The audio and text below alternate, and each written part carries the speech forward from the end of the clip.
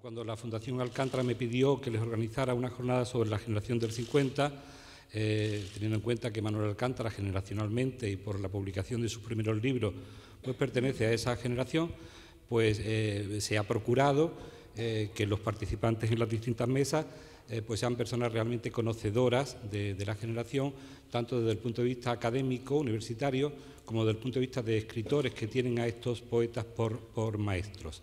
En cada día habrá 3 sesiones. En primer lugar, una conferencia, hoy una conferencia coloquio. En segundo lugar, una mesa de debate sobre la generación. Y por último, otra conferencia un tanto especial, puesto que será una lectura comentada de textos fundamentales de poetas de la generación. Hoy nos visitan, en primer lugar, José Manuel Caballero Bonal y Julio Neira. Agradecer a todos los participantes, los de hoy y los venideros, su disponibilidad y su cercanía a la hora de conformar estas jornadas. Sin más dilación, porque una de las cosas que habíamos previsto, teniendo en cuenta que cada día son 3 actos en el que participarán cada día entre 8 y 10 personas aproximadamente, que sea una cosa ágil y que el tiempo no nos devore al final, nos tenga aquí hartos hasta las tantas de la noche, de manera que se procurará eso. Hoy se tratará en primer lugar de la contextualización de la generación en general, una generación que ha tenido distintos núcleos fundamentales, ¿verdad? La parte madrileña al principio, la parte catalana, de la que trataremos el día siguiente, y la parte andaluza. Tenemos aquí una poeta representante de esta generación del 50, cuyos inicios estuvieron fundamentalmente ligados a Málaga y están, como es María Victoria Atencia, a la que agradecemos su asistencia también. Como digo, hoy está aquí para iniciar la jornada don José Manuel Caballero Bonal, maestro de esa generación. No hace falta presentación. Todos los premios habidos por haber, el premio de la crítica en poesía en 2 ocasiones, en novela 1, el premio nacional de literatura, el premio de las letras españolas, el premio Reina Sofía, el premio García Lorca, el premio Cervantes. Es decir, es un clásico vivo y tenemos la suerte de tenerlo aquí para que contextualice en este diálogo con Julio Neira lo que se refiere al surgimiento de la generación. Y hablará con el profesor Julio Neira, catedrático de literatura en la Universidad Nacional de Educación a Distancia en Madrid, especialista en poesía española del siglo XX muy especialmente, conocedor máximo, yo creo ahora mismo, de la personalidad vital y literaria de Caballero Bonal. Un gran ensayo suyo, Memorial de Disidencias, editado en la Fundación Lara, consiguió hace un par de años el premio Domínguez Ortiz de Biografía de la Fundación Lara. Está en Vandalia, es un tomo enorme que lo dice ya todo. Y aparte de eso, hace poco ha editado en la colección Letras Hispánicas de la editorial Cátedra un par de obras de Caballero Bonal. O sea, va a ser un diálogo, estoy seguro, como todo lo que nos espera, extraordinario, porque están los especialistas especialmente escogidos para ello. Ante todo, muchas gracias por haber pensado en mí y por conferirme este honor de participar en unas jornadas en las que lo harán también tan buenos especialistas, protagonistas de esa época, tan colegas universitarios tan sabios y creadores tan interesantes como los que van a participar en estas jornadas. Y una gran satisfacción volver a compartir mesa con José Manuel Caballero Bonal, sin duda el escritor español actual más completo que tenemos entre nosotros, ¿no? Pepe, vamos a hacer una conferencia en un sentido clásico, casi telefónico, pero sin teléfono, es decir, que conferencia en el sentido de diálogo. Nos piden que hablemos sobre que contextualicemos la época, el momento histórico, el momento estético en el que esa llamada generación se desarrolló, pero yo creo que casi lo mejor que podíamos hacer es explicar que ni tú ni yo creemos en la generación del 50, que el término generación es un término muy trasnochado desde un punto de vista académico, porque implica una serie de criterios, de circunstancias que constriñen mucho, que anquilosan mucho lo que es la realidad del hecho literario que suele exceder afortunadamente las clasificaciones de los profesores y de los críticos. Tú más de una vez también has dicho que no creías que en esa generación como tal, ¿no? ¿Cuál es tu opinión? Julio Neira, que es la persona que sabe de mi obra todo lo que se puede saber, incluso lo que no se debe saber, es realmente quien mejor podría encauzar este diálogo. Respecto a lo que me dice de la generación, efectivamente me parece que la generación es un término, aparte de amplio, muy vago.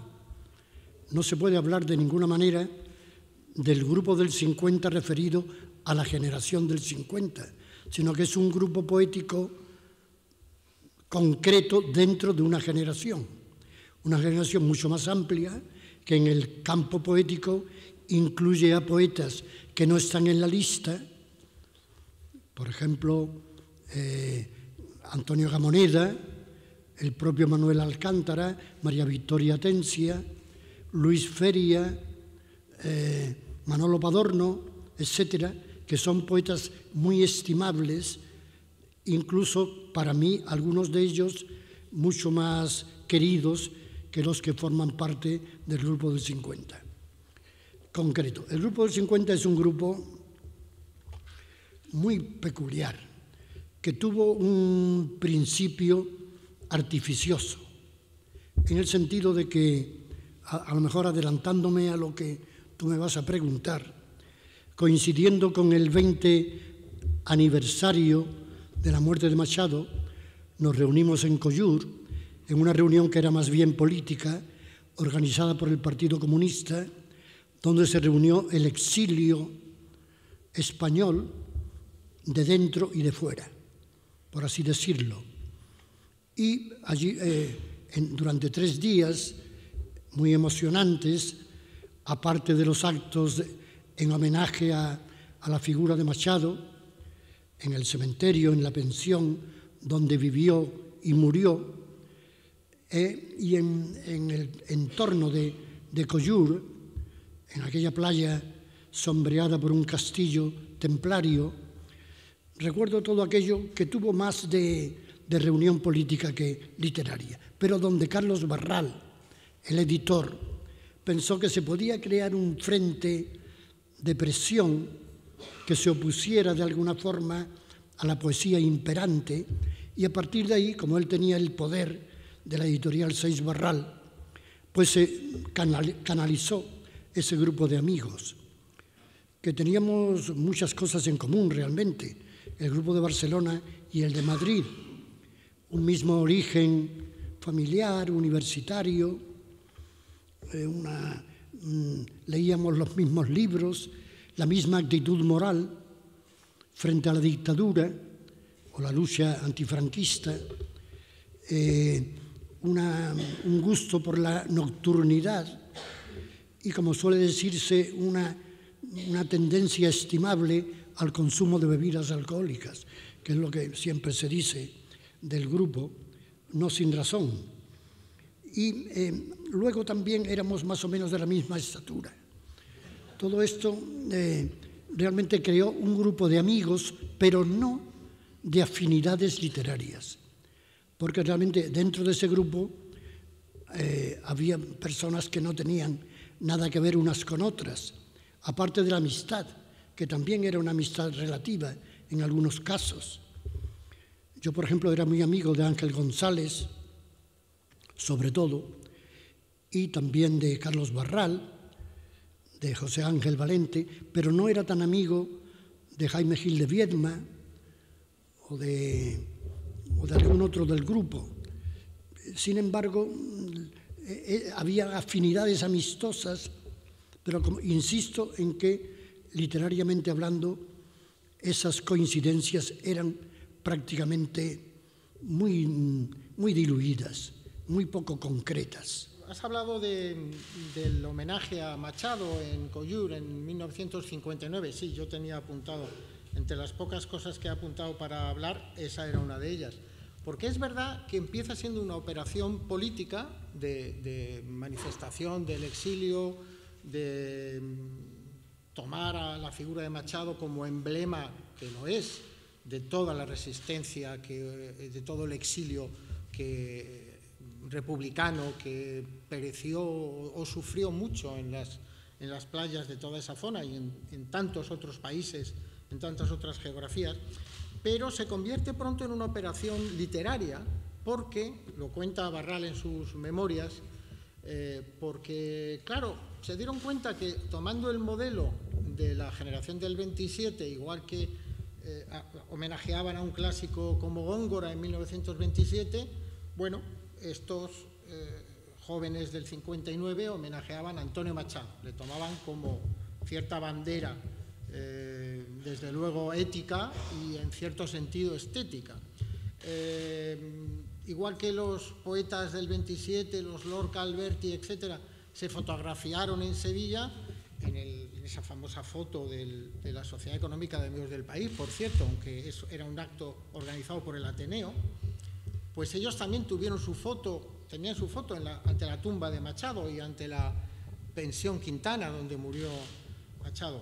E igual que el 27 tuvo esa antología de Gerardo Diego que les consolidó como nómina y como grupo, bueno, pues ellos también tuvieron su antología, que se retrasó un año, la antología de José María Castellet, sus 20 años de poesía española, ¿no?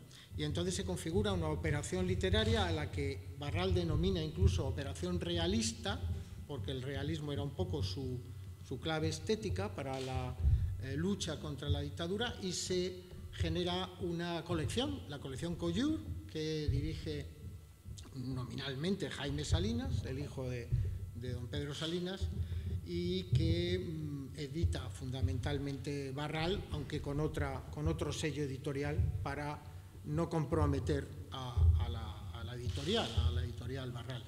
Eso acaba siendo una operación literaria, insisto que con el marchamo del realismo, pero como bien has dicho, esa afinidad realista dura muy poco. En tu caso, apenas 5 años. Entre finales del 59 y el 63, que sí, se publica en esa colección Pliegos de Cordel, porque ya enseguida empiezas a escribir otro tipo de poesía, una poesía que experimenta mucho más el lenguaje y que te aleja de ese grupo concreto que es el grupo de Barcelona, ¿no? Sí. Yo sí confieso lealmente lo que ocurría, lo que me ocurrió. Yo no estaba de acuerdo con esa tendencia y la acepté de grado porque pensé que políticamente era positiva en aquellos años hacer una poesía combativa, una poesía de denuncia, que yo apenas la cultivé. A poco de ponerse en marcha esa operación realista, como decía Barral, yo me fui de España, viví en Colombia, me radiqué en Colombia y esos años de fervor social realista fueron exactamente los que yo viví fuera de España. Sin embargo, estuve muy en contacto con los poetas amigos del grupo del 50 y escribí algunos poemas que tenían mucho que ver con ese realismo social, muy pocos, que luego están más o menos incluidos en un libro mío, que es el que yo menos quiero, que es Pliegos de Cordel, publicado en el 63. Gracias por la... luego, cuando yo volví a España, ese movimiento empezó a diluirse, no por nada, sino creo yo por cansancio, por fatiga lógica, porque un movimiento se extingue, se va diluyendo en favor de otro que empieza a ocupar el espacio que tenía el anterior. Y yo creo que cada poeta del grupo eligió el camino que a lo mejor había abandonado voluntariamente por razones estrictamente políticas. La lucha antifranquista en aquellos años absorbía realmente toda la actividad y todo el entusiasmo del que podíamos hacer gala en aquellos tiempos todavía juveniles. Pero eso también se fue languideciendo y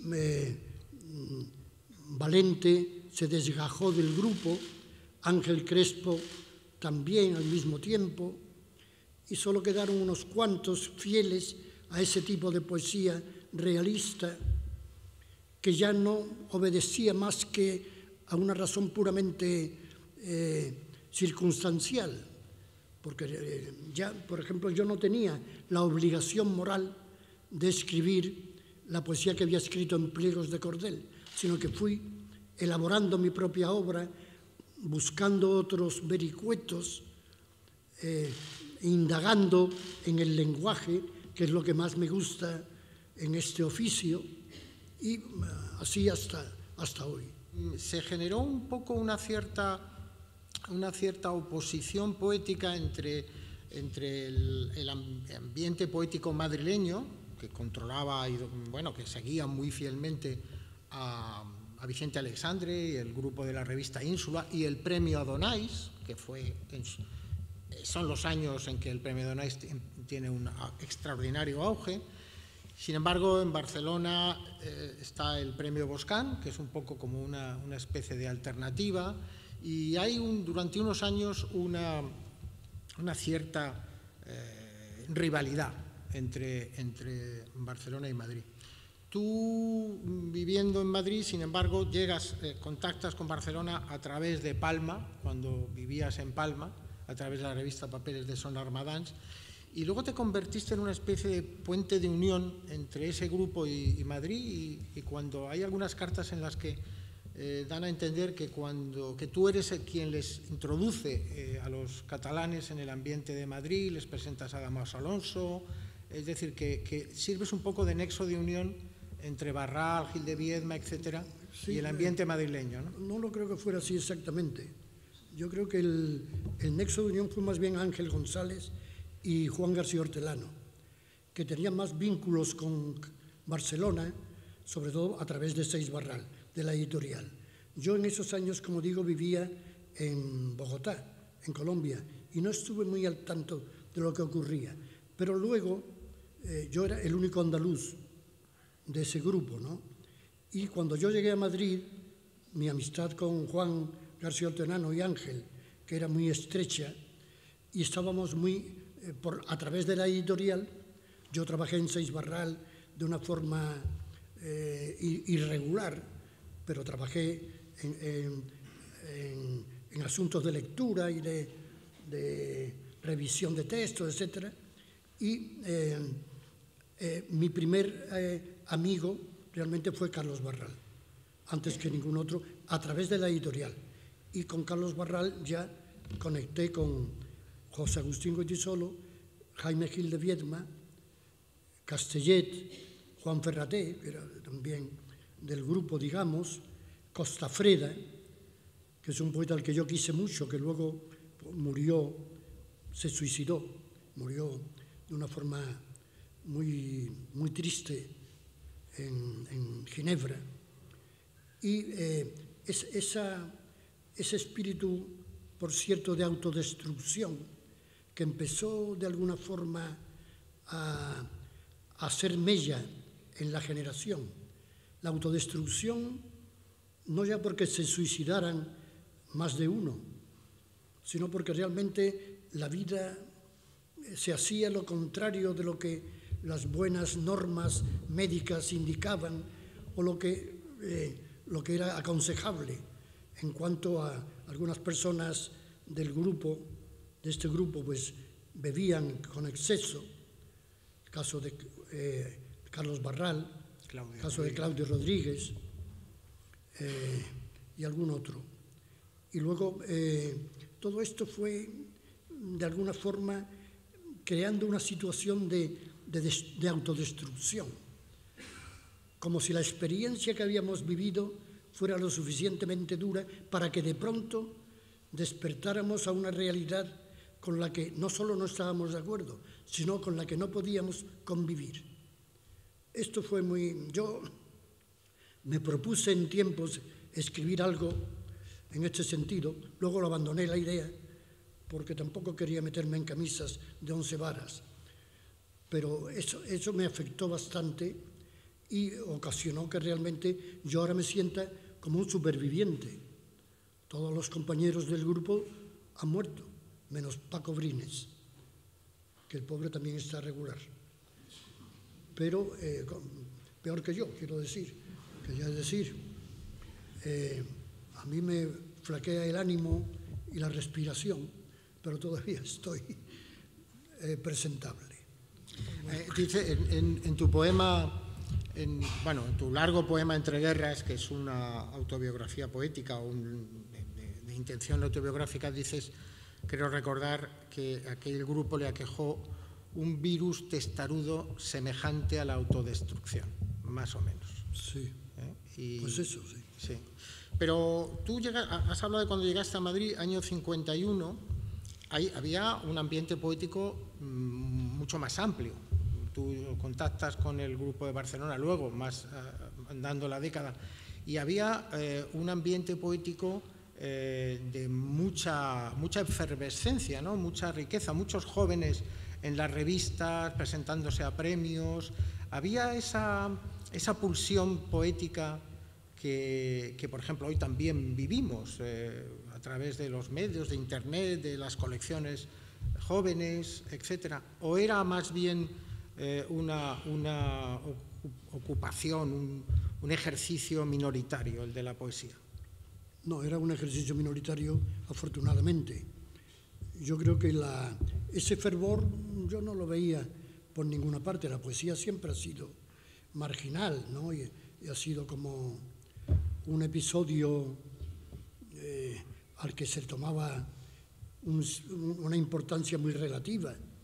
En aquella época ser poeta era peligroso, o por lo menos sospechoso en ciertos círculos de que te dedicabas a actividades extrañas y poco recomendables.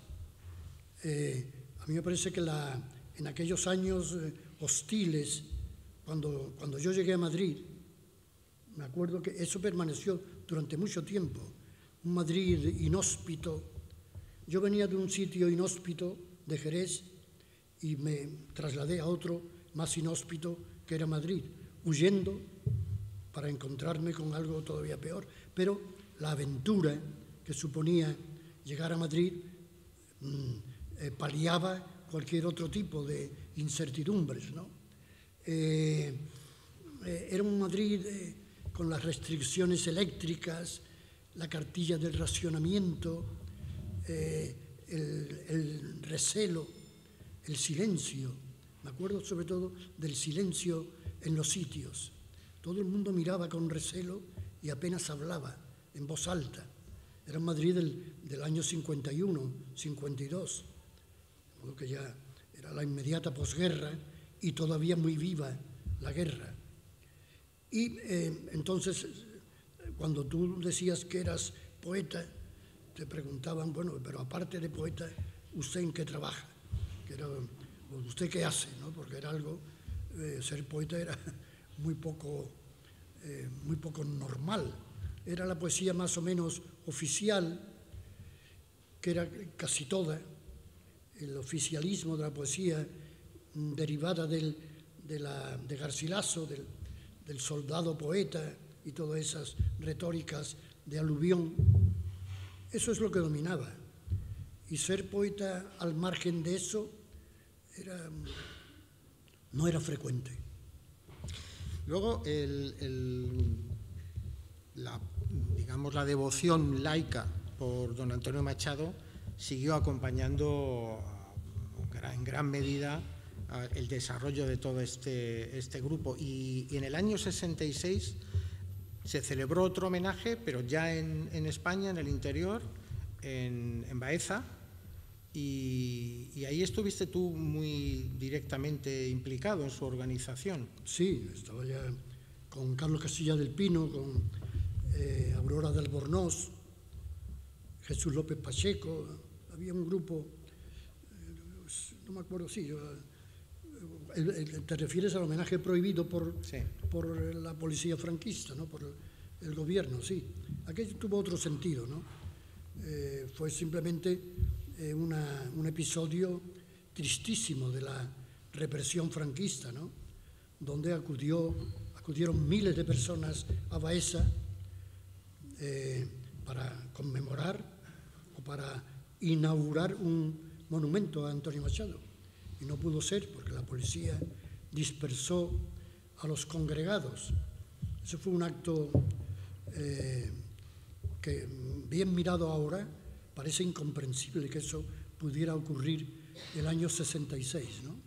Pero incluso más, es que en el año 75, con el dictador muriéndose, agonizando, se conmemoró el centenario del nacimiento de Antonio Machado en Sevilla, como todos sabemos. Antonio Machado estaba en los libros, en los temarios oficiales de literatura desde hacía muchísimo tiempo. En fin, ese año 75 siguieron prohibiéndose homenajes a Antonio Machado en muchos sitios, en ateneos obreros, desde luego, pero incluso en Granada, un ciclo de la Caja de Ahorros de Granada, como este, más o menos, donde invitaron a profesores y a poetas, a creadores, donde tú estuviste invitado, fue suspendido por el gobernador civil. Fue suspendido en 1975 un ciclo dedicado a Antonio Machado y además fue multado el organizador, una persona de la Caja, porque no había comunicado con la suficiente antelación el programa de esas jornadas. Es decir, Machado era reconocido como no podía ser menos, como por un grandísimo, un clásico de la poesía española, y sin embargo el régimen franquista seguía temiendo su potencia emblemática como símbolo de la resistencia y símbolo de la dignidad de la República frente a la barbarie de la guerra y a la barbarie del fascismo, hasta 1975. Es un hecho bastante sorprendente, ¿no? Sí, porque además para nosotros, Machado, antes, para casi todos, antes que un influjo poético, era un influjo de un comportamiento civil absolutamente ejemplar, ¿no? Porque la poesía de Machado no está muy visible en casi todos los poetas, en algunos sí, pero no en todos. Pero lo que realmente era ejemplar y era un modelo era la actitud de Machado como republicano íntegro, como hombre moral, su pensamiento moral. Eso influyó realmente y sobre todo, más que los libros de poesía, Campo de Castilla o Las Soledades, lo que influyó de verdad fue el Juan de Mairena, que era un libro realmente un descubrimiento que casi leíamos en grupo con un fervor especial, descubriendo de pronto esa ironía, a través de la ironía, la capacidad que tenía Machado para ser un crítico de la cultura, un crítico de la vida, como no habíamos conocido en aquel tiempo a ninguno. Y esto permaneció, ese ejemplo de la conducta de Machado, del comportamiento civil, permaneció imborrable durante muchos años. Bueno, hasta hoy mismo, en mi caso. Yo sigo leyendo el Juan de Mairena como un compendio de sabiduría y de delicadeza. El ejemplo de Machado rebrotó en una generación de nuevos poetas, Luis García Montero, que está aquí, Antonio Jiménez Villán, que también está aquí, y Álvaro Salvador, que viene mañana, me parece. Es decir, que la vigencia y la potencia... En estos poetas fue más viva que en nosotros, creo yo. Porque es también estéticamente, porque sí, también tienen una... Eran poetas más explícitos, digamos. Bueno, esa no es la palabra, esa es casi una impertinencia. En tu caso sigue estando muy patente en tu respuesta moral ante la vida, ante las desventuras, ante el sufrimiento del ciudadano en nuestros días. Y lo tengo muy presente, además, en el último libro que aparecerá Dentro de una semana exactamente, el día 17 de marzo, hay un poema que se llama El mañana efímero, que es el mañana efímero de 1912, digamos, más o menos la fecha de escritura del poema. Un siglo después exactamente, yo recupero ese pensamiento, sabía que nada ha cambiado ni nada se ha movido demasiado desde que Machado en El mañana efímero denunciaba una serie de vicios, de lacras de la sociedad española. Muy bien, pues si te parece, para terminar y que no nos pasemos mucho el tiempo, a mí me gustaría, si no tienes inconveniente, que leyeras el poema memorial de tu libro Diario de Argónida, que se refiere, bueno, a este grupo poético, a esa época y a todo lo que hemos venido hablando. No, es el poema en el que yo hablo exactamente de los poetas de este grupo, ¿no? De los poetas amigos, más o menos, del grupo del 50. Es un recordatorio al cabo del tiempo sobre lo que significaron y lo que vivieron un poco. Restauraron en su común historia los desperdicios de la vida. Un sabio y arrogante culto a la transgresión, no ajeno a la delicadeza de los gestos, los hizo más insolentes y nocturnos, más ufanos también de sus estratagemas combativas. La clandestinidad, los quehaceres burgueses, enemistados con la militancia, los dispendios etílicos, la dejación de los legados familiares, perpetraron el código sutil de una conducta sagazmente instalada entre la petulancia y la solvencia. Usa la vida para envenenarte mientras puedas. Salta a la parte contraria mientras puedas.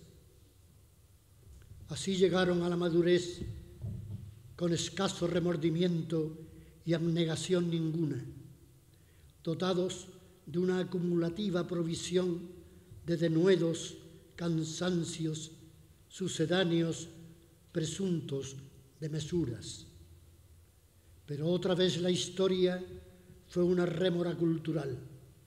Hicieron lo imposible por seguir siendo oráculos, dioses en un mísero reino de rufianes.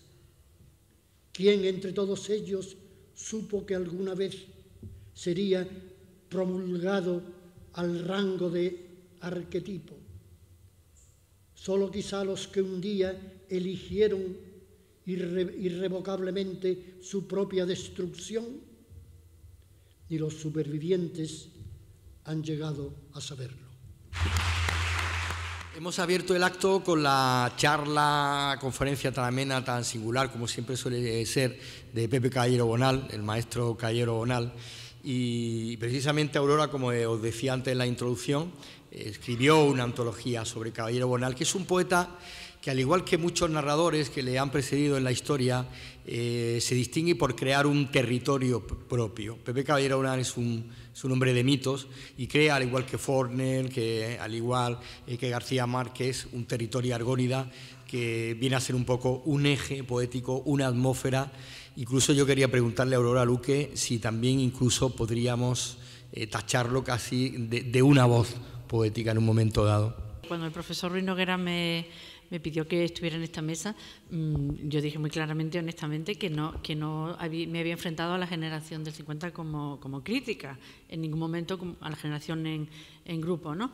Entonces estoy aquí como lectora y como autora de esa antología en la colección Palabras de Honor de Visor sobre la poesía de Caballero Bonal, Ruido de muchas aguas, que me gustaría comentar brevemente en lo que yo, como una especie de epílogo, ¿no?, a la presencia aquí de Caballero Bonal, en lo que yo he visto en su obra como lectora, cuáles son, según mi lectura, algunas de sus múltiples aportaciones, ¿no?, con las que nos enriquece como lectores. Y tiene razón Guillermo, es un mitógrafo, es un poeta mitógrafo, es un creador de mitos, ha creado la materia de Argónida, eso lo pueden decir muy pocos narradores y sobre todo muy pocos poetas, y sobre todo en el siglo XX, en España yo creo que es un caso casi único.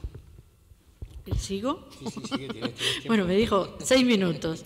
Bueno, pues eso, solo quería decir que la poesía de Caballero Bonal permite infinitos recorridos. Sus arquitecturas están pobladas de visiones, de criaturas fascinantes, y podemos penetrarla, nos invita a penetrarla con el auxilio de hilos muy distintos. Yo la tengo, los poemas que me gustan, clasificados en 3 estantes: a la poesía amatoria, estantes figurados, ¿no? La poesía amatoria, los nocturnos que en un sentido muy amplio también engloba incluso su posición social y su idea su tratamiento del tiempo, y la poesía que he llamado argonidense, que también rebasa el término de Argónida y en la que reflexiona sobre la historia. Creo que Caballero Bonal es el renovador del género del nocturno. En música lo conocemos y en poesía tiene una tradición romántica sobre todo, y Caballero Bonal lo limpia de adherencias románticas. Cuando hablamos de poemas argonidenses, no nos referimos solamente a la mitología trascendida del coto de Doñana. El Caballero Bonal mitógrafo acude a viejísimas culturas, a distintos repertorios topográficos, Sirias, Babilonias, Andes y Atlas, desiertos y montañas, para reencontrarse con los reinos de Argantonio.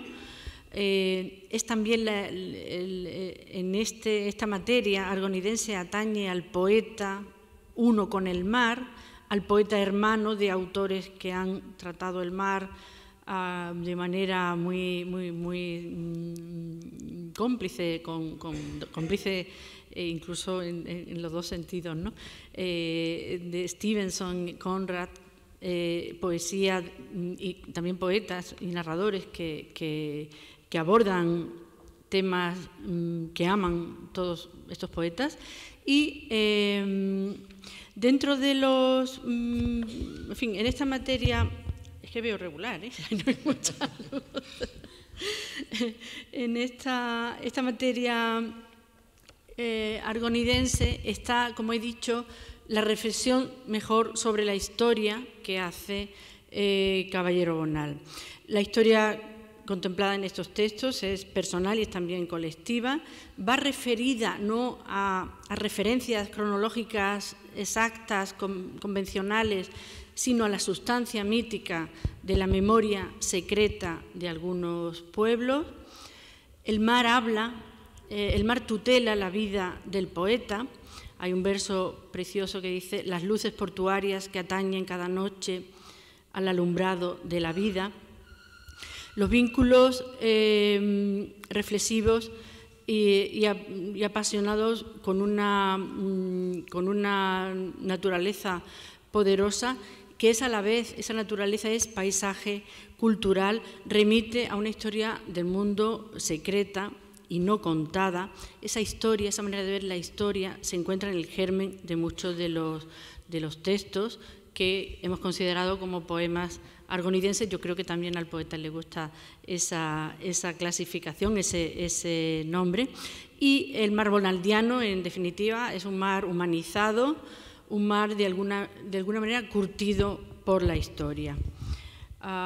El propio Caballero Bonal, en esta materia de Argónida, la comienza como es su encuentro con esta visión de Doñana, que tiene lugar en su primera infancia. Queda tocado por una imantación sensorial, por el carácter fronterizo del territorio, y desde luego él es consciente desde muy tempranos textos de la potencialidad mitogénica del coto. Claro, ese prestigio histórico y mitológico no se refiere, como he dicho, solamente al coto en sentido estricto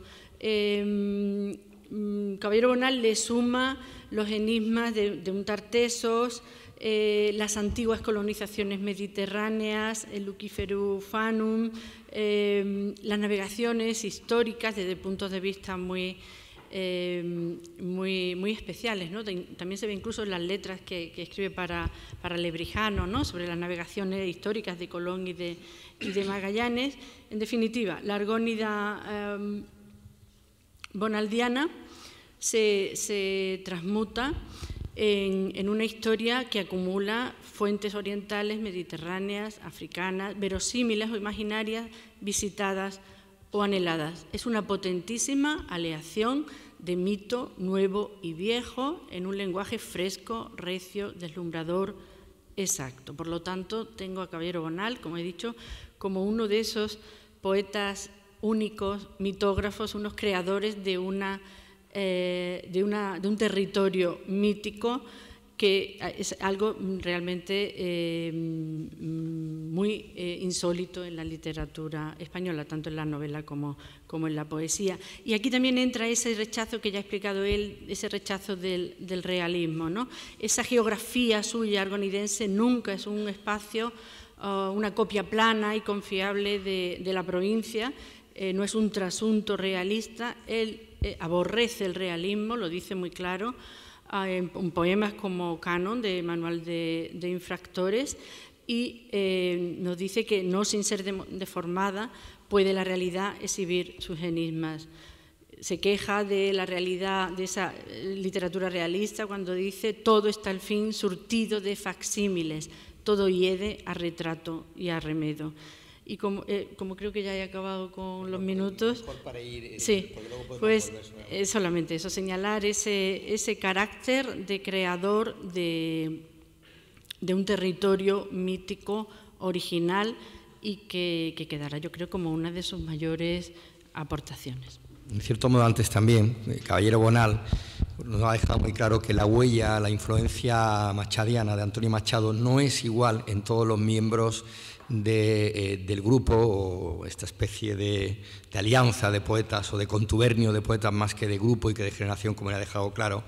Pero si Caballero Bonal tiene un territorio mítico como Argónida, Ángel González, del cual sabe mucho nuestra siguiente invitada, Arcelia Vera, es un hombre que sí que dialoga, es un poeta que sí dialoga muy directamente, incluso yo diría que en dos tiempos a lo largo de su obra con Antonio Machado, que no sea Araceli, si en cierto modo, si Caballero Bonal tiene un territorio como Argónida, el propio Antonio Machado en sí mismo es un territorio moral, con esa faceta suya de poeta civil, de poeta que dialoga entre lo íntimo del yo con lo íntimo de lo histórico. Sí, muchas gracias. Bueno, aunque tenemos poco tiempo, yo no puedo dejar de agradecer tanto a la Fundación Manuel Alcántara como a Paco Ruiz Noguera la deferencia que han tenido al invitarme a esta mesa y a estas jornadas de especialistas, ¿no? en la generación del 50. Dices que sé mucho de Ángel González, pero bueno, eso está por ver. Yo intentaré, pues tú me proponías que hablase de Ángel González, e intentaré decir aquello. Me han puesto muy fácil la intervención Pepe y Julio, porque hablaron de una cuestión que a mí me interesaba resaltar, y ahora tú también lo señalabas, ¿no? Que es la singularidad de Ángel González dentro de la generación o del grupo poético del 50, en lo que se refiere a la fidelidad que él pudo mantener, no por otra cosa que porque sus convicciones, sus íntimas convicciones estéticas así se lo permitían, la fidelidad que pudo mantener a lo que podríamos llamar el espíritu de Coyún, ¿no? Y eso tiene dos vertientes, y lo explicaban muy bien antes tanto Pepe como Julio. En Coyún lo que se fragua es, por una parte, una operación política, construir una literatura de la resistencia, y por otra parte, una operación de política literaria, ¿no? Promocionar a un grupo generacional. Y lo de menos era la estética, en realidad. Pepe lo decía muy bien, la estética casi era lo más residual en ese momento, por más que cuando Castellet escribe el prólogo a 20 años de poesía española, dice que la generación pues, comulga o se orienta hacia una poesía realista que hace suyos los postulados que Antonio Machado propugnara. Por supuesto, los postulados realistas que Antonio Machado propugnara. Bueno, lo que ocurre es que, digamos que esto convenía, como bien ha explicado antes Pepe, era la retórica que convenía para poner en pie esa estética de la resistencia, esa cultura de la resistencia, pero también dice Pepe en una entrevista que le hace en el año 90, en los años 90, que ahí se fraguó, dice en Coyur, un pacto político, moral, literario, dice, y aún contando con que nuestras estéticas tenían muy pocos puntos comunes. Y efectivamente tenían muy pocos puntos en común. Aún así, los catalanes, junto con los amigos de Madrid, es decir, junto con Pepe Caballero Bonal, que andaluz, pero que estuvo en Madrid, junto con Ángel González, junto con José Ángel Valentín, aún así cierran filas en torno a los postulados del realismo histórico, cierran filas además en torno a ese reconocimiento del que comienzan a llamar maestro Antonio Machado, que entienden o que dicen, que reivindican como guía, como faro en esa operación de reconducción de la poesía española que ellos se proponen hacer, ¿no? Lo que ocurre es que, ese cierre de filas se aprecia particularmente, sobre todo en los libros que publican en la colección Coyure y también en una antología que se publica en el año 65, pero que se gesta en realidad entre el año 59 y el 61, que es la antología 8 poetas españoles, editada por Rubén Vela. Ahí es donde vemos las mayores adhesiones de los poetas del grupo del 50, tanto a esa poética realista y comprometida como el cierre de filas en torno al maestro, ¿no? Antonio Machado. Lo que ocurre, sin embargo, como ha confesado ahora Pepe y como lo ha hecho en otras muchas ocasiones, es que ese programa realista estaba en muchos casos, en muchos de ellos, forzadamente sobrepuesto a una sensibilidad simbolista, a una educación simbolista de la que muchos de ellos siempre fueron tributarios, nunca dejaron de escribir, de pensar, de crear en clave simbolista. Por tanto, el realismo histórico no fue abrazado por todos ellos con la misma convicción. Y aquí es donde entra la singularidad de Ángel González, ¿no? Porque si para algunos esa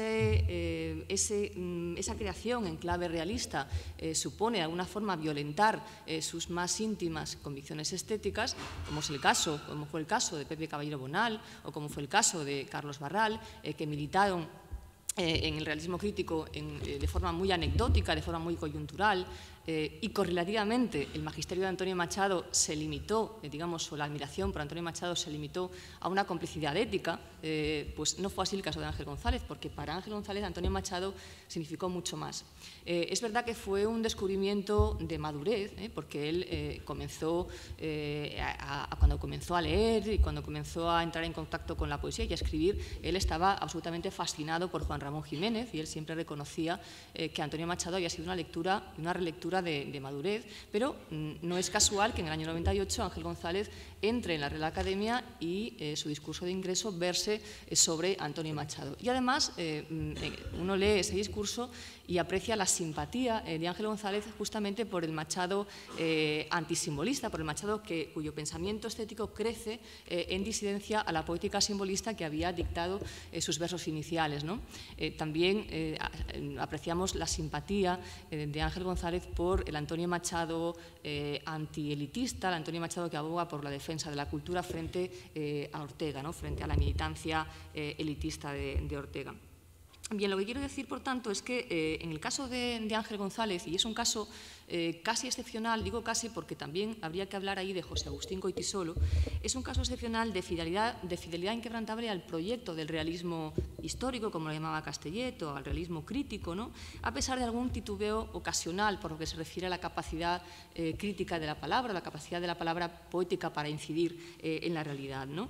Eso, junto con el modelo machadiano, íntimamente sentido, porque para Ángel González no solamente, él no únicamente tiene como referente a Machado por lo que se refiere a su personaje civil, a esa complicidad ética, sino que él aprovecha mucho el rendimiento de las reflexiones de Machado sobre la lírica, ¿no? Y lo reivindica una y otra vez. Y yo no sé si tengo tiempo, lo dejamos para después, para argumentar esto que estoy comentando, siguiendo una serie de hitos en la trayectoria de Ángel González, de posturas teóricas, de manifiestos que va haciendo en diferentes poéticas, en sucesivas antologías, hasta una poética, la última poética, yo creo que Ángel González escribe, el último texto sistemático donde sistematiza su pensamiento poético, que se llama La poesía, un alegato, y que publica en el año 2002. Bueno, podríamos recorrer eso. Si lo puedes hacer en 2 minutos o 3, perfecto. Por ejemplo, cuando ya se está tocada de muerte la poesía social, ya está el grupo del 50 en el centro de la escena lírica. Digamos que esa operación ha surtido su efecto, esa operación promocional ha surtido su efecto, y ya no hace falta ese cierre de filas, ¿no? Ángel González es seleccionado por Ribes para la antología Poesía Última, y encontramos ahí a un Ángel González casi en solitario, defendiendo todavía, rompiendo una lanza por la poesía social en una poética que titula Poesía y Compromiso, ¿no? Frente a él, bueno, él junto a Cabañero, que también defiende en ese momento la poesía social, pero frente a él están Valente y Claudio Rodríguez, pues poniendo sus pegas, están digamos, manifestándose en muy abierta discrepancia frente a la poesía social. Continuamos y vemos que cuando, paradójicamente, pero en el año 65, cuando ya está la poesía social absolutamente desprestigiada, Leopoldo de Luis publica su antología Poesía Social, encontramos a un Antonio Machado que titula su poética de una forma muy sintomática del clima, ¿no?, que se estaba viviendo contra esa poesía, que es defensa de la poesía social, ¿no? Y ahí Ángel González pues vuelve a señalar y a hablar de la fe, ¿no?, que todavía profesa al compromiso, y además dentro del compromiso a la retórica del realismo, ¿no? 3 años más tarde, en el año 68, un año crítico porque ya han comenzado a publicar los poetas novísimos, Ángel González es antologado, es entrevistado para la antología de la nueva poesía española, y en ese año pues Ángel González vuelve a romper una lanza por la poesía comprometida y realista, y además ahí señala, incide en la importancia que Antonio Machado tuvo, en la importancia decisiva de Antonio Machado frente a lo que hacen otros autores. Solamente José Agustín Goytisolo señala esa importancia decisiva, tanto ética como estética, y sin embargo los demás comienzan a relativizar esa importancia, ¿no? Es muy curiosa y bueno, la irónica respuesta de Barral, que dice: admiro mucho a Machado, pero me gusta poco, ¿no? Todos relativizan ya la importancia de Machado y sobre todo la reducen a los contornos éticos, que realmente es lo que siempre significó para ellos, para la mayoría de ellos, Antonio Machado, ¿no?, salvo para el caso de Ángel González, José Agustín Goytisolo y algo en una vertiente para Jaime Gil de Viedma, ¿no? Bien, podría seguir, pero no me quiero extender. Bien, vamos a seguir porque lo ideal es hacer, aunque sean pequeños aperitivos, pequeños canapés sobre las figuras que estamos tocando, pero para que se pueda dibujar un mapa poético lo más variado posible. Decía Pepe Caballero Bonal al principio que en el 50 hay mucha gente que estaba haciendo poesía y que, bueno, de una manera tangencial, de una manera diagonal, de una manera periférica, pudieron tener cierta cabida en ese movimiento poético, o en ese tiempo poético, mejor dicho, ¿no? Él ha nombrado gente como Félix Grande, Manuel Alcántara, y curiosamente también dentro del 50, y de una manera que incluso injustamente periférica, están las mujeres, porque hay voces poéticas muy interesantes que siempre se han quedado un poco relegadas, como Gloria Fuertes o como Ángeles Figueras, que es una mujer quizás, Elena Medel lo fijará mucho mejor que yo, es una mujer quizás más cercana a la poesía de Celaya o de Pepe Hierro, pero que en cierto modo tiene un vínculo, su poesía desgarrada, su poesía del desgarro con la generación del 50, ¿no, Elena? No soy experta en el 50, solamente soy lectora y bueno, pues quería compartir sobre todo unas notas de lectura vinculadas a esa... Me ha venido muy bien esa definición de Caballero Bonal, de que, bueno, una cosa es la generación del 50 y otra cosa el grupo del 50, ¿no? Dentro de esa generación del 50 hay figuras extemporáneas. Machado mismo decía que él se sentía más del 98 que de sus coetáneos, ¿no? Pues Ángela Figueras, por ejemplo, es una poeta que está entre los poetas, digamos, que le pertenecieron por edad, que incluso la podrían haber hecho, bueno, pues podría habérsele encuadrado en el 27 o en el 36, entre la primera posguerra y entre los poetas del 50, a los que yo creo que ella está mucho más cercana, pues por afinidad estética, por afinidad ética. a mí me parece también al mismo tiempo que hay toda una serie de mujeres escritoras en el 50 que tienen como espejo, igual que hemos estado hablando de Machado, pues que tienen como espejo a Ángela Figuera Aymerich, ¿no? Sus mejores obras, o por lo menos los libros que a mí me parecen de madurez real por la voz propia, pues desde Vísperas de la nada, que es del 53, Belleza cruel sobre todo, que para mí es el mejor de ellas, que es del 58, que están ya publicándose en la época en la que los poetas más canónicos del 50 están produciendo ya su obra, pues como digo yo la situaría eso, posteriormente a lo que la cronología le hubiera mandado, ¿no? Está una beta que fueron explotando muchas autoras después, que es la del compromiso exterior en diálogo con el lenguaje interior. Ahí hay una tensión que ella supo resolver muy bien. Yo tenía un par de un poema seleccionados, pero creo que por la cuestión del tiempo me lo voy a ahorrar. Hay un poema maravilloso que se llama El cielo, está en Belleza cruel justamente, en el que se dirige directamente a los poetas que no hablan de lo que está ocurriendo. En un libro que fue censurado, que se tuvo que publicar en México, ella directamente decide enfrentarse a quienes están obviando la realidad y las circunstancias españolas en sus poemas.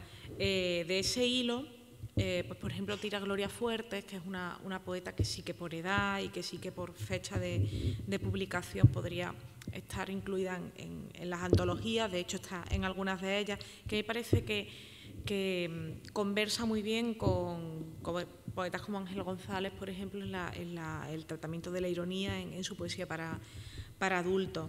De hecho, Gloria Fuertes, Ángela Figuera, junto con María Beneito y con María Elvira Lacaci, pues son las 4 mujeres que están incluidas en la antología de poesía social de Leopoldo de Luis del 65.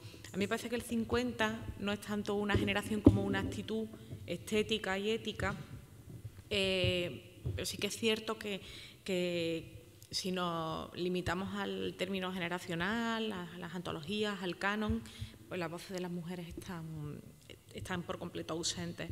Hay que esperar hasta el año 2007 casi, en el que una de las propias autoras del 50, Angelina Gatell, publica Mujer que soy, una antología que salió en Barley con el subtítulo La voz femenina en la poesía social y testimonial de los años 50. Es verdad que Gatell acota de manera bastante radical la respiración de las poetas a las que incluye. Eso implica también excluir a muchas autoras que se salían de ese patrón.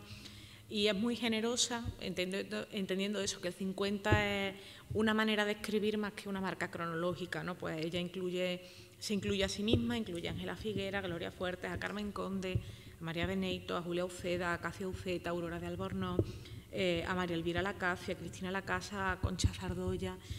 Hace ese trabajo de arqueología casi, muchas de ellas vinculadas a Madrid, muchas otras pues vinculadas a Barcelona, ¿no? Gatell es catalana, Lacasa es catalana, Julia Uceda estaba en Andalucía, Casia Uceta o María Elvira Lacaci están en Madrid.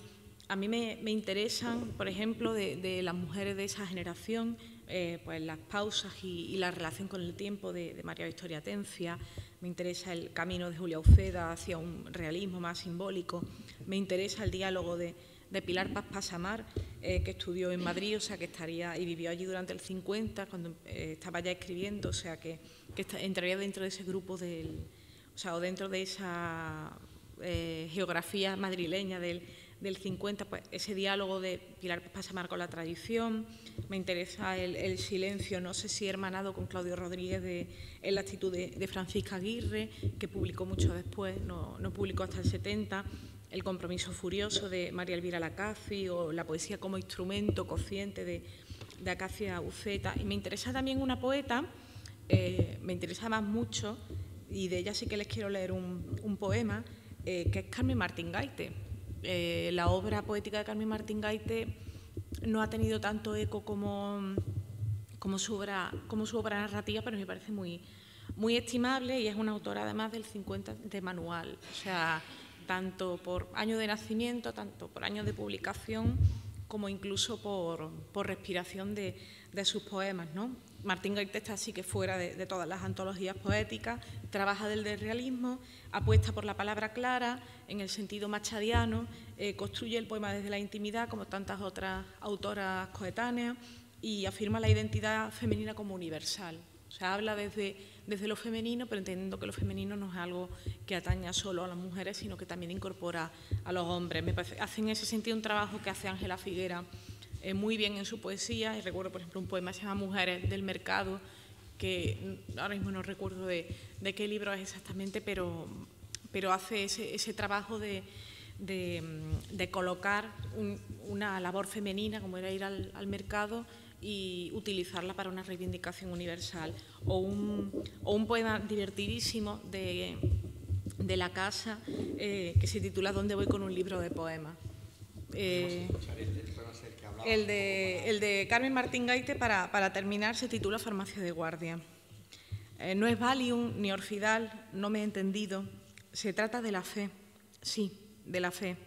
Comprendo que es muy tarde y no son horas de andar telefoneando a una farmacia con tales quinta esencia. Lo que yo necesito para entrar confiada en el vientre del sueño es algún específico protector de la fe.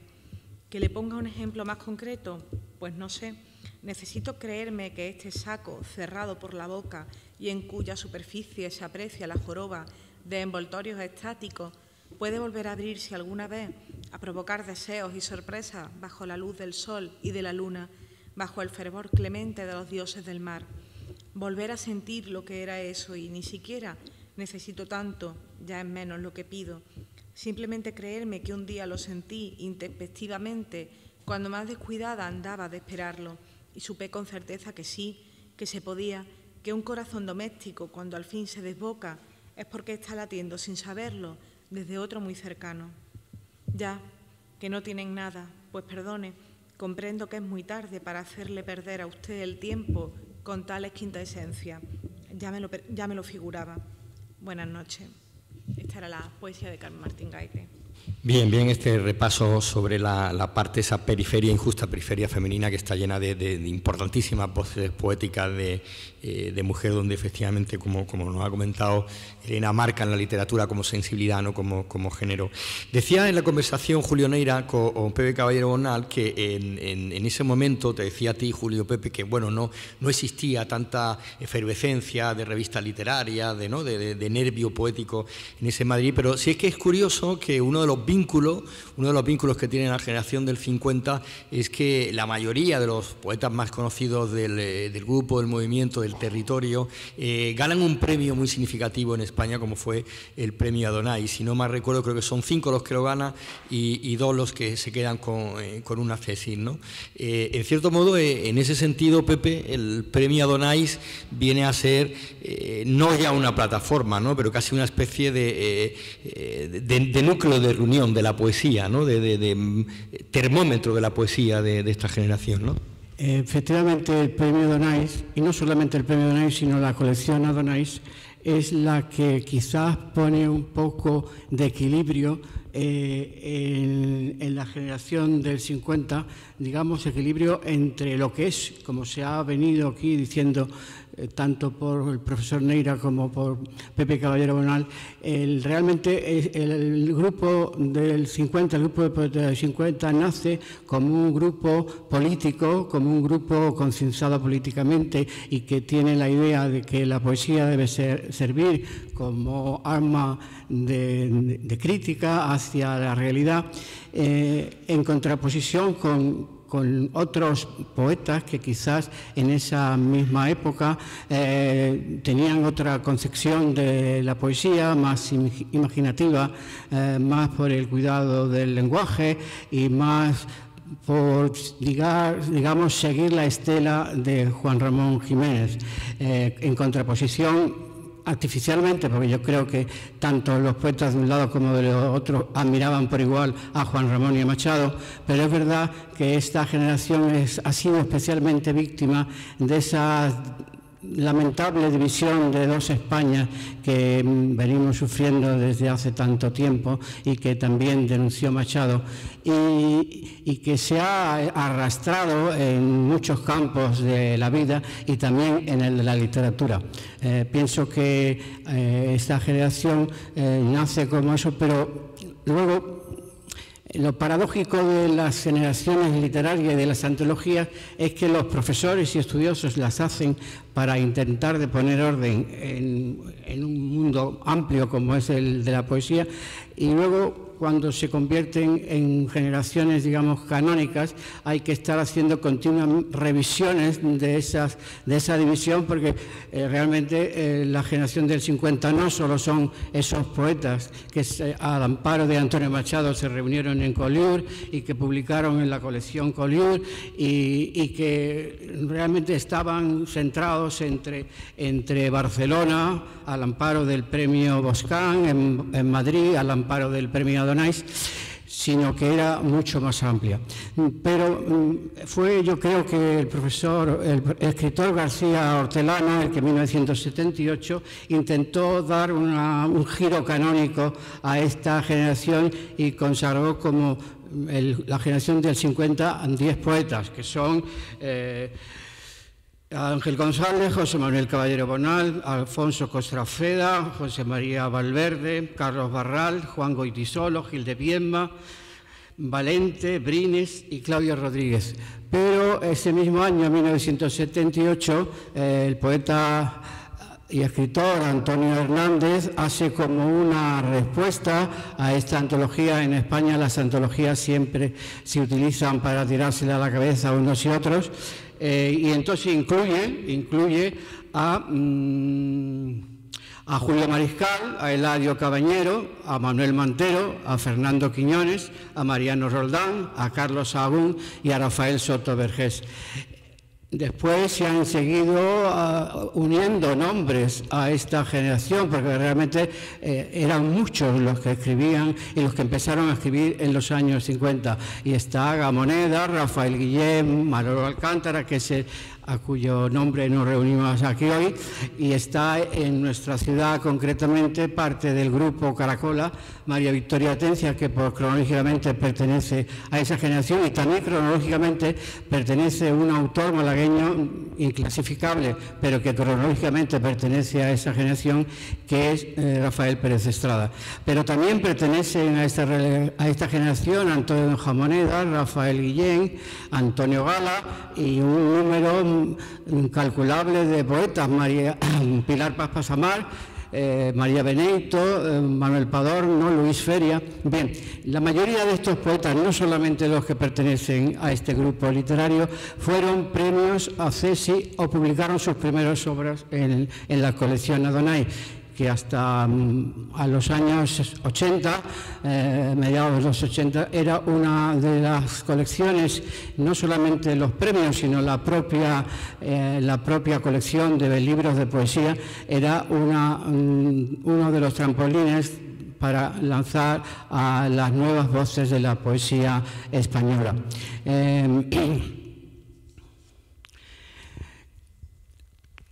Manolo Alcántara, precisamente, yo creo que fue víctima de esas dos Españas. Es verdad que la figura de Antonio Machado es la que une al grupo poético del 50, digamos al grupo político. Y justamente la España oficial también celebró a Antonio Machado, y es Manolo Alcántara quien obtiene el premio Antonio Machado por su primer libro, Manera de Silencio. Creo que esa puede ser una de las razones del ostracismo al que fuera de esta generación se le ha tenido a Alcántara, ¿no? También es verdad que Manolo Alcántara, dedicado a una profesión tan absorbente como el periodismo, tampoco publicó demasiados libros, ¿no? Con un periodo de silencio muy largo que rompe el año 83 con un cuaderno que tuve yo el honor de publicarle junto al pintor malagueño Pepe Bornoy en la colección Carasmín, Anochecer Privado, que creo que es la vuelta a la poesía de Manolo Alcántara. Otros poetas quizás, como María Victoria Atencia, quizás no no coinciden en algunos presupuestos de esta generación. Ella está más cerca, como Alfonso Canales, por ejemplo, está más cerca de la estética de Cántico, que también, no hemos hablado aquí de Cántico, pero en los mismos años, unos poetas de Córdoba, aunque son cronológicamente un poco mayores que los poetas del 50, hacen una poesía muy distinta, pero mantienen una revista muy ecléctica en la que publican muchos de esos poetas del 50, ¿no? Y María Victoria Atencia siempre ha estado más, y el propio Alfonso Canales, a más en la estética de Cántico, que contamina la herencia de otra revista también muy ecléctica, que fue la malagueña Caracola, en la que publicaron poetas de uno y otro bando y de una y otra estética. Las razones por las que María Victoria quizás no figure en esta generación canónica es porque ella hace una poesía muy personal también. Tuvo 15 años de silencio poético y cuando en 1976 vuelve con Marta y María a publicar, está más próxima allá a las generaciones más actuales de aquella época, ¿no? A los novísimos, tiene una estética que está más próxima a los de los novísimos, que son herederos directos de la estética de Cántico. El caso de Rafael Pérez Estrada es verdaderamente completamente atípico, porque aunque cronológicamente y sus primeros libros se publican, aunque él luego parece que desechó esos libros, El Valle de los Galanes y Obelisco, son coetáneos de las primeras publicaciones de los poetas del 50, aunque verdaderamente la importancia de su obra no llega hasta mediados de los años 70 con La Bañera, Informe, y más tarde cuando ya se dedica a la poesía, digo, de poema, ¿no? Porque verdaderamente el estilo de Rafael, como todos sabemos, es inclasificable, y tanto en prosa como en poesía tiene un mundo absolutamente único y personal. Se han tocado en Abuela Pluma muchos nombres más en profundidad por los ponentes de la mesa, y nombres de los que ha resaltado ahora tanto Elena como Pepe. Hay un poeta de la generación del 50 que yo lo calificaría como el raro, como el extraño, alguien que además luego yo creo que termina fatal con todos los miembros de la generación. Sin embargo, es un poeta con una huella profunda, no solamente en el 50, sino en generaciones posteriores. Y me gustaría que cada uno de vosotros brevemente me dibujase a lo mejor, o bien en relación a los poetas que habéis tratado vosotros, o bien su figura dentro del 50, qué papel determinante pudo no tener, como es la figura de Valente. Aurora. Yo creo que sí, es verdad que beben muchos poetas jóvenes de ese último Valente, pero es verdad que Valente aparece ya como uno de los más queridos en las memorias, de la novela de la memoria de Caballero Bonal, que trata con ironía y con... en fin, hace retratos agridulces de algunos de sus compañeros de grupo. Sin embargo, yo creo que respeta sobre todo a Valente, es uno de los más respetados como creador y sobre todo por su cuidado, por su manera de enfrentarse al lenguaje. Recuerdo como las ironías, no las voy a citar, pero sí recuerdo las ironías con las que es un libro además muy divertido, esa novela de la memoria de Caballero Bonal, con las que dibuja a sus propios compañeros de generación. En la mesa he ido pensando, y muy brevemente, que es verdad que partiendo de unos presupuestos, además que Shirley Mangini, yo recuerdo que esto fue el primer libro, la antología de Gil de Viedma en la colección Los Poetas, lo primero que leí de la generación del 50, cuando era estudiante. Su estudio previo hace una lista de rasgos generacionales. Qué distintos son los últimos libros, los últimos caminos que han frecuentado cada uno de ellos. Por ejemplo, Brines, de Brines no hemos hablado apenas. Brines tiene un camino absolutamente personal, es un maestro de la elegía. No hemos hablado de Quiñones tampoco, y nunca olvidaremos, por supuesto, que quitando ese paréntesis de Pliego de Corder, la trayectoria de Caballero Bonal, por ejemplo, en el libro Entre Guerras, es una apuesta completamente diferente, siempre dentro de su apuesta por el barroco, pero con un tipo de verso que es experimental a esa altura de su trayectoria. O sea que se abre muchísimo el racimo, ¿no?, de senderos que cada uno ha frecuentado al final en el transcurso, y cómo se separan en sus últimas producciones. Parece que no tuvieran ya nada que ver los unos con los otros. Que igual que Valente fue un autor isla, en cierto modo, todas estas escritoras eran autoras islas, en el sentido de que no tenían mucho que ver con los otros grupos que compusieron el 50. Lo que sí me interesa de Valente, y sí que creo que es algo que hacen otras autoras como Julia Uceda, por ejemplo, es el viaje estético, la depuración, la desnudez, hacia ese viaje hacia lo esencial, ¿no? Sí que me parece que está eso, pues, lo ha dicho Aurora Embrines. Yo creo que a mí como lectora del 50 me interesa todo ese periplo, ese camino que van haciendo, como también quiso el propio Machado, ese camino que se hizo al escribir, en el que cada uno va, bueno, pues partiendo del compromiso ético, buscando su propia voz. Eso es lo que me interesa, pues, por ejemplo, de Valente. No, pues en cuanto a Valente, empezando por dónde termina en Valente su compromiso con esa operación de Coyur, ¿no?, con ese realismo crítico, con ese mecenazgo de Machado, yo creo que lo da por concluido en el libro La memoria y los signos, ¿no?, que a mí me parece un libro muy interesante. A mí me interesa muchísimo ese Valente, ¿no?, del que ahora casi nunca se habla o se recuerda, o es el que menos se recuerda cuando se habla de Valente. Antes se me olvidaba decir que no es un libro central, quiero decir, en su trayectoria, no se considera un libro central, como no se considera un libro central, sino todo lo contrario, muy marginal, Pliegos de Cordel en la trayectoria de Caballero Bonal, pero también porque él no se ha cansado de defenestrar ese libro. Es el libro más repudiado, como él ha dicho, de su colección, de su trayectoria, y no por otra cosa que porque pues, violenta sus principios estéticos, que son el irracionalismo y el simbolismo, ¿no?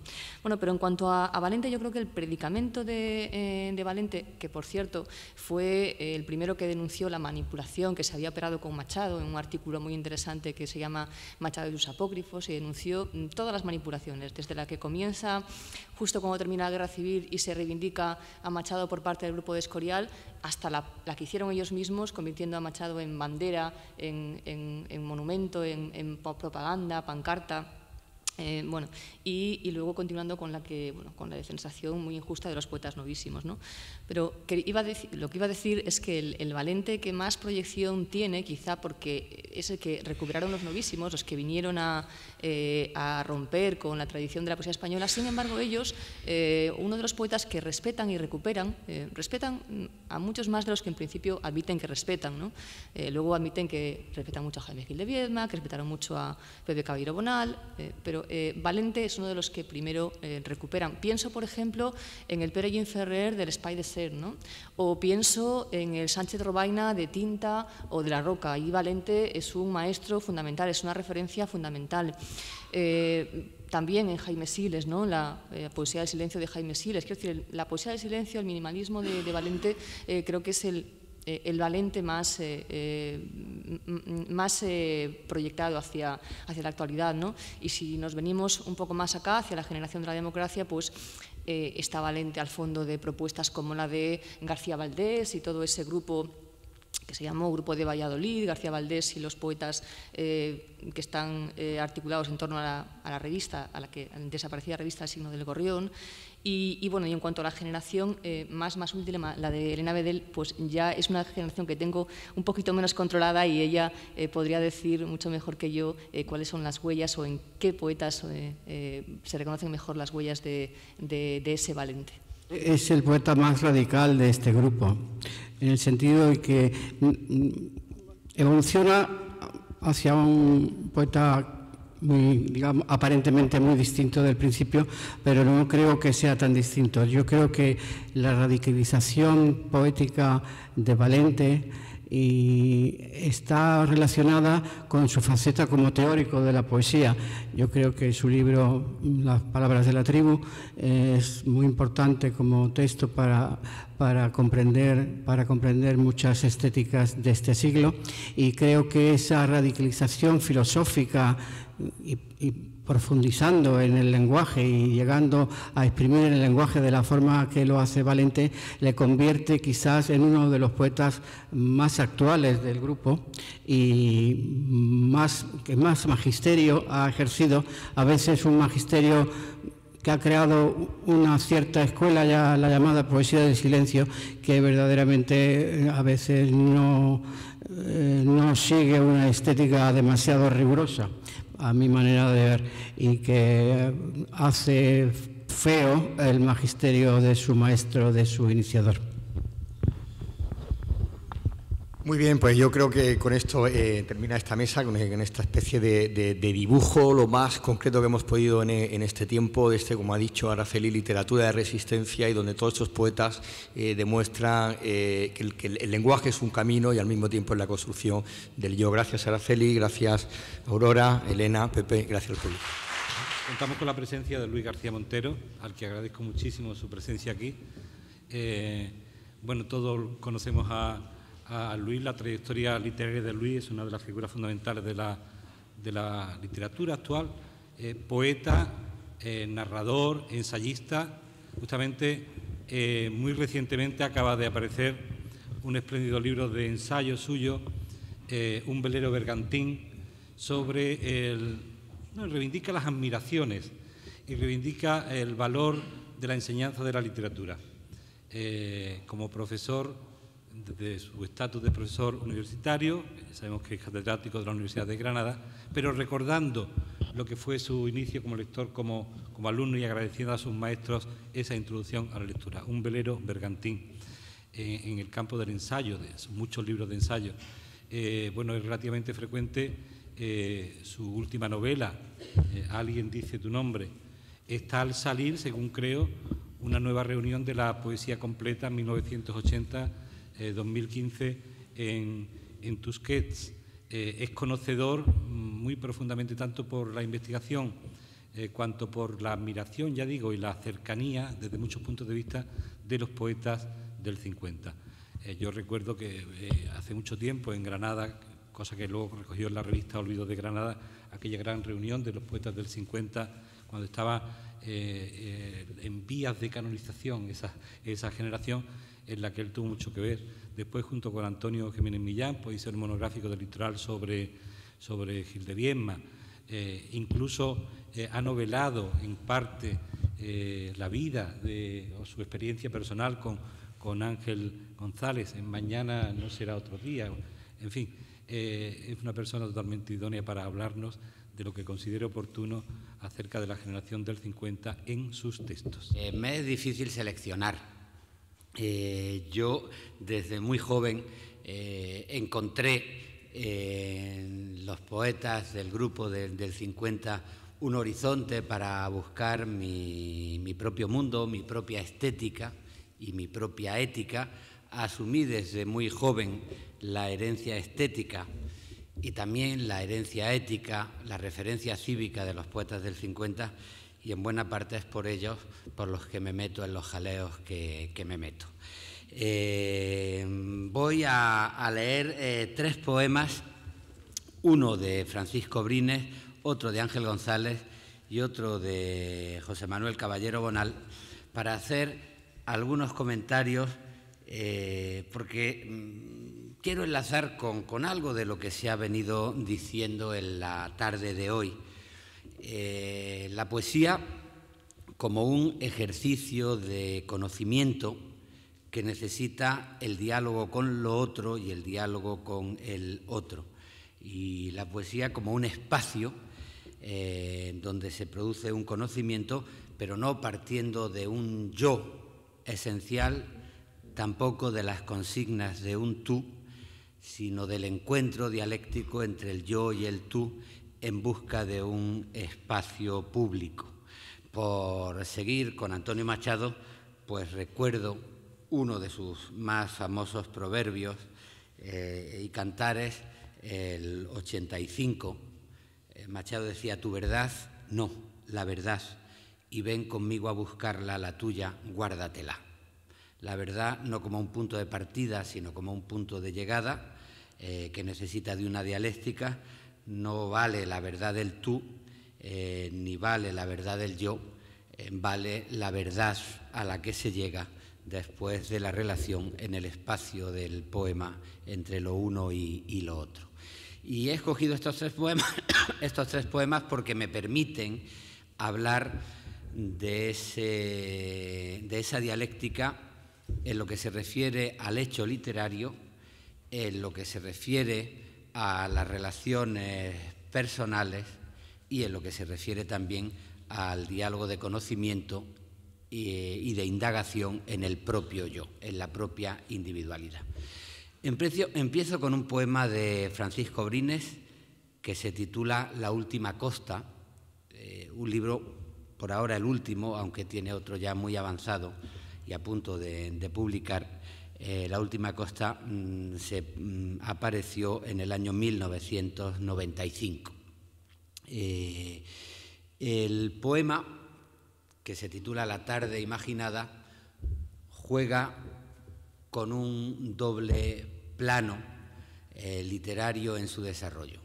En primer lugar, el escritor, la voz del poeta, está en Madrid y recuerda una tarde de su casa en Elca, la casa que tiene en Oliva, un pueblo a las orillas del mar de Valencia, una casa antigua rodeada de naranjos que caen hacia el mar, y donde Francisco Brines, desde su primer libro, Las brasas, pues situó su reflexión sobre la vida. Ya en Las brasas él se imagina como un anciano que vuelve a la casa familiar de Elca, y aquí, ya como casi un anciano entonces, pues vive en la casa familiar de Elca, y estando en Madrid, en su casa de María Auxiliadora, recuerda las tardes de Elca, intenta mantenerlas, preservarlas en un poema. Esto se desdoblará con otra realidad más grave,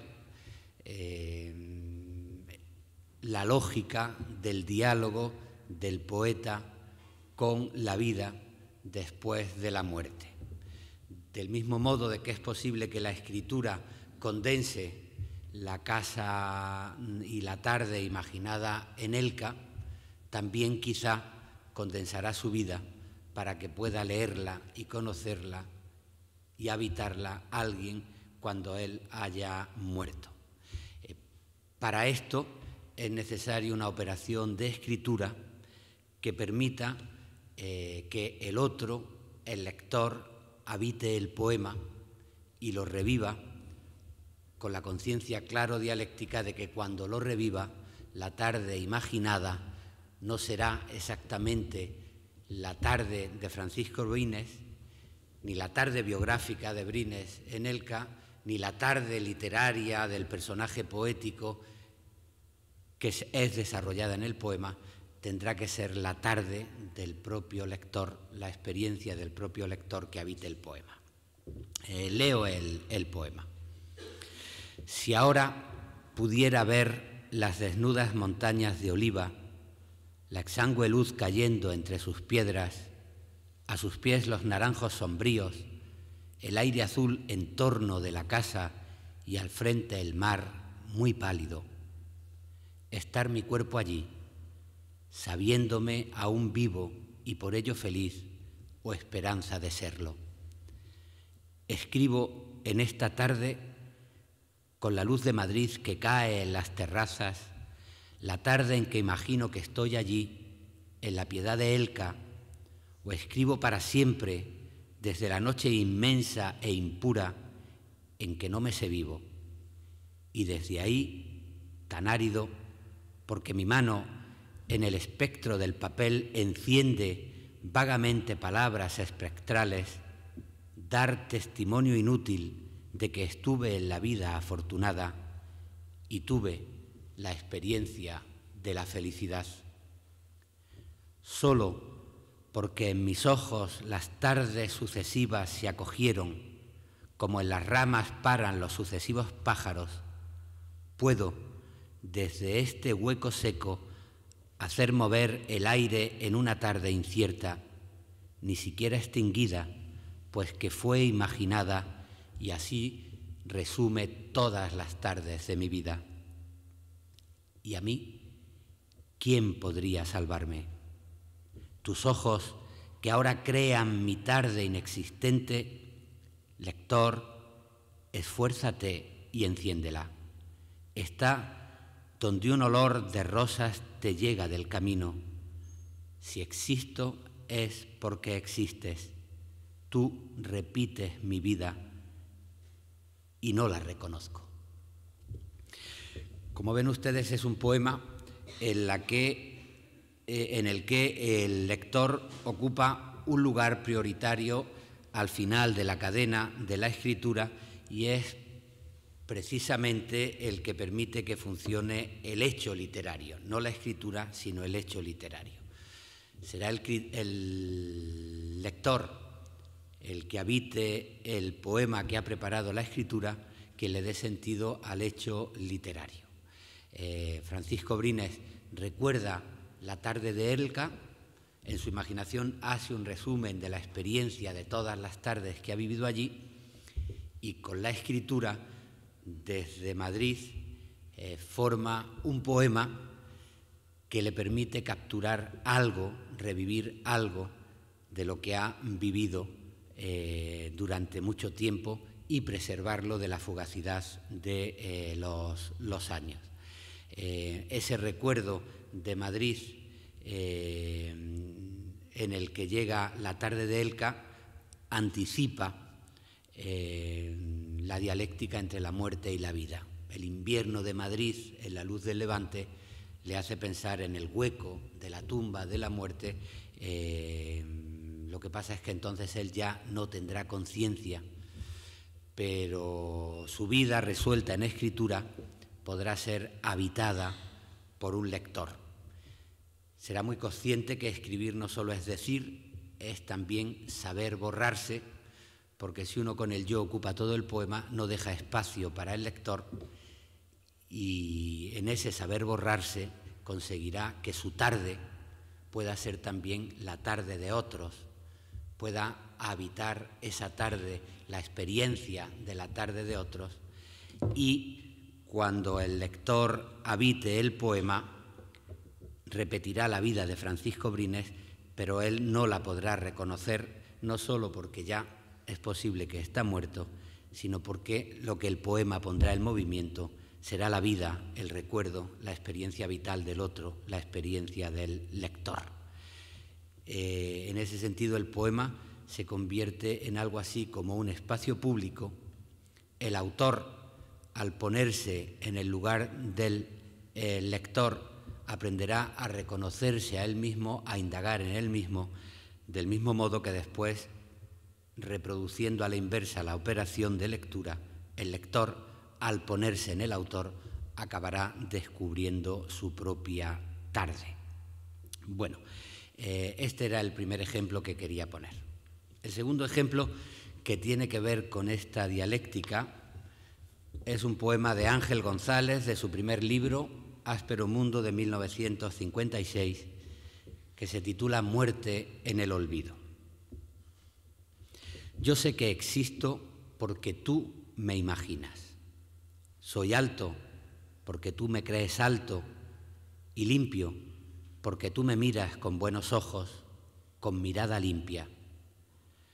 Tu pensamiento me hace inteligente y en tu sencilla ternura yo soy también sencillo y bondadoso. Pero si tú me olvidas, quedaré muerto sin que nadie lo sepa. Verán viva mi carne, pero será otro hombre oscuro, torpe, malo, el que la habita. Bueno, es otra declaración desde otro punto de vista, desde otro nivel, el de una relación amorosa o una relación biográfica Uno es creado por la mirada del otro. Si el lector recrea la mirada del autor, la experiencia del autor, aquí el personaje al que va dedicado el poema crea al yo del poeta, y esto ocurre también en la realidad. Dependemos de la mirada que los otros hacen como de nosotros. Nuestra identidad en las relaciones vitales muchas veces es creada por el otro.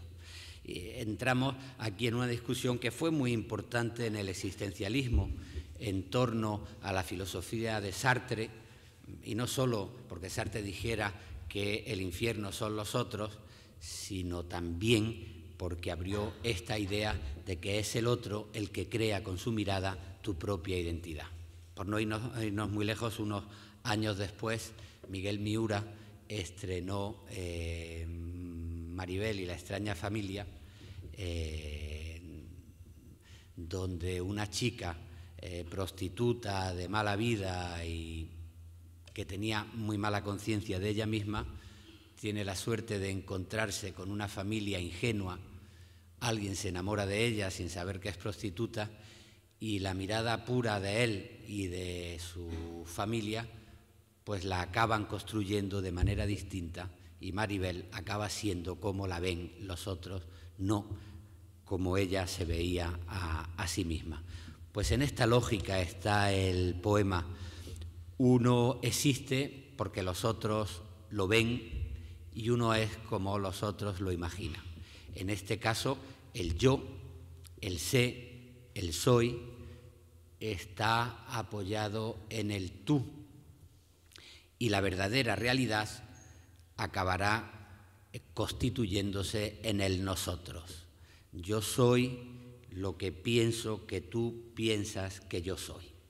El yo y el tú, el yo sé, el soy, se abraza con el tú de tu pensamiento para acabar viviendo en el nosotros.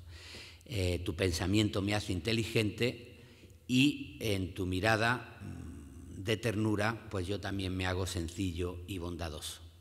El problema, claro, es que si tú quiebras tu mirada, pues yo dejo de ser lo que soy.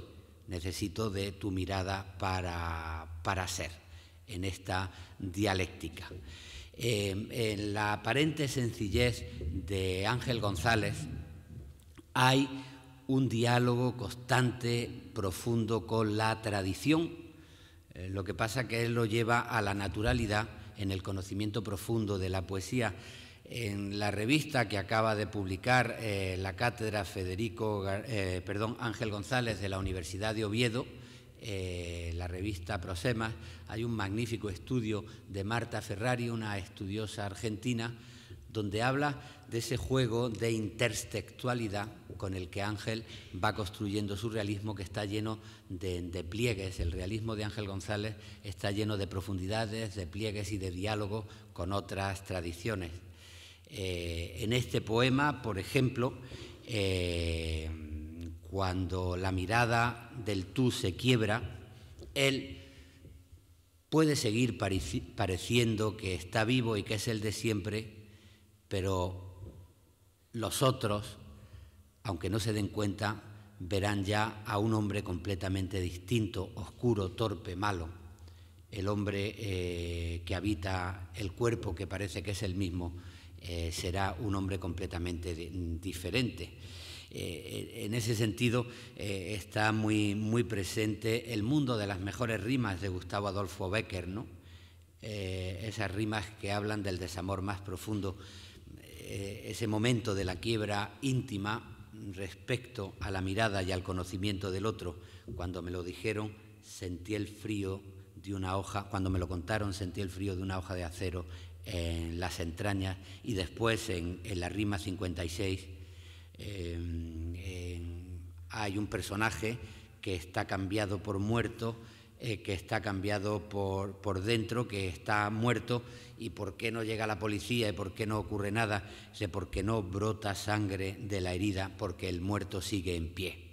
El final de este poema me recuerda mucho a ese final de la rima 46 de Gustavo Adolfo Bécquer. El muerto seguirá en pie, pero él habrá cambiado por dentro, y lo que era la dialéctica del tú y el yo en el nosotros acaba en la dialéctica del verán, de ellos, de lo que ya está al margen de lo que habíamos construido el nosotros entre el tú y el yo. Si Francisco Brines, en un verso que a mí me parece una afirmación de la solidaridad profunda del conocimiento dialéctico de la poesía,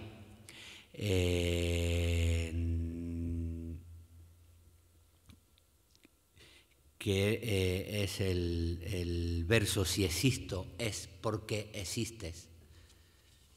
Para existir yo necesito de ti, como tú necesitas de mí para existir en este espacio de conocimiento común. Aquí Ángel González dice exactamente lo mismo. Para ser como soy, necesito de ti en la construcción de un yo que habite en un nosotros. Y el tercer poema que leo es de un libro de Caballero Bonal que se titula Manual de Infractores, y que lleva esta dialéctica del conocimiento en la indagación del propio yo.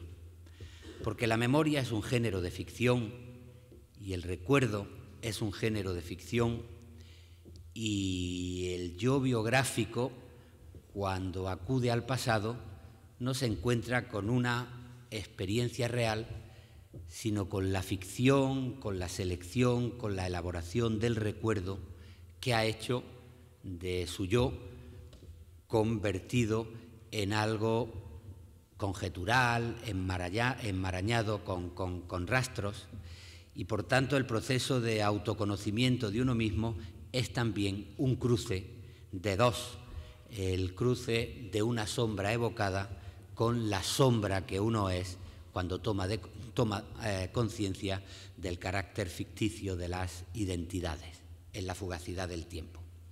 El poema se titula Summa Vitae y dice así: de todo lo que amé en días inconstantes, ya solo van quedando rastros, marañas, conjeturas, pistas dudosas, vagas informaciones. Por ejemplo, la lluvia en la lucerna de un cuarto triste de París, la sombra rosa de los flamboyanes engalanando a franjas la casa familiar de Camagüey, aquellos taciturnos rastros de Babilonia junto a los barrizales suntuosos del Éufrates, un arcaico crepúsculo en las Islas Galápagos, los prolijos fantasmas de un memorable lupanar de Cádiz, una mañana sin errores ante la tumba de Ibn Arabi en un suburbio de Damasco, el cuerpo de Manuel atendido entre los juncos de Doñana, aquel café de Bogotá donde iba a menudo con amigos que han muerto, la gimiente tirantez del velamen en la bordada previa a aquel primer naufragio. Cosas así de simples y soberbias. Pero de todo eso, ¿qué me importa evocar, preservar después de tan volubles comparecencias del olvido? Nada sino una sombra cruzándose en la noche con mi sombra. Es el cruce de nuevo de dos, una sombra con otra sombra, lo que permite el conocimiento dialéctico en el poema. Es el diálogo con uno mismo, con lo que uno ha sido, pero la memoria es un género de ficción, el recuerdo es una selección y un pacto de encuentro entre dos, lo que fuimos y lo que somos. Y tomar conciencia que lo que se fue es una sombra hace pensar que lo que uno es también una sombra más allá de las certezas. Y se plantea el resumen de una vida en un territorio incierto, ¿no? Es inconstante, conjeturas, marañas, adjetivos como dudosas, como vagas, las informaciones que interesan al poema son siempre formuladas desde el matiz, desde la vaguedad, que era uno de los adjetivos favoritos del simbolismo, y en los ejemplos abundan las citas de ciudades lejanas, que son las ciudades en las que uno se encuentra después de un viaje, porque el viaje representa muy bien tanto el regreso hacia lo lejano, hacia el pasado, como los esfuerzos de conocimiento. Y aparece París, aparece Camagüey, aparece Babilonia, aparece el Éufrates, las Islas Galápagos, Damasco, Bogotá. Pero en la incertidumbre y en la conjetura se nos puede dar que lo más cercano tenga que ver con lo oscuro, y que, por ejemplo, cuando aparezca Cádiz, aparezca como un lupanar, o cuando aparezca Doñana, el territorio literario y esencial de Caballero Bonal, Argónida, pues cuando aparezca Doñana, aparezca reflejado en el cuerpo tendido de una mujer y en ese territorio de incertidumbre que siempre es el erotismo y la sexualidad. Y sin embargo es posible, por el contrario, que cuando se va uno muy lejos, como a Bogotá, lo que haya sea un sentimiento de familiaridad, un sentimiento de a menudo, como ese café donde se reunía con sus amigos poetas, con sus amigos escritores colombianos, con los que convivió en los años 60. Y está claro el viento y la gimiente y tirantez del velamen, que incide en lo efímero, incide en el viaje, pero que es un viaje que solo es anticipo del naufragio, el naufragio del tiempo perdido, el naufragio de lo que va convirtiendo la realidad en una sombra. Y así es la realidad, tan simple y tan soberbia. No hay más ética que esta, y la única grandeza de la dignidad de la vida está inevitablemente en alianza con su propia simplicidad. ¿Y qué es lo que importa evocar, preservar frente al olvido? Pues la experiencia de conocimiento, el conocimiento que se encuentra en la dialéctica, no desde el punto de partida, sino del despunto de llegada, un conocimiento de dos: la sombra que uno mismo es cuando se recuerda en el pasado, y la sombra que uno toma conciencia de ser desde el presente que evoca.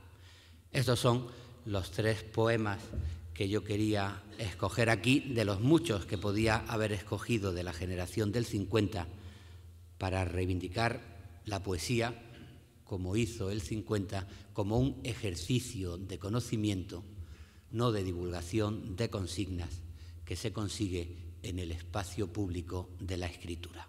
Nada más y muchas gracias.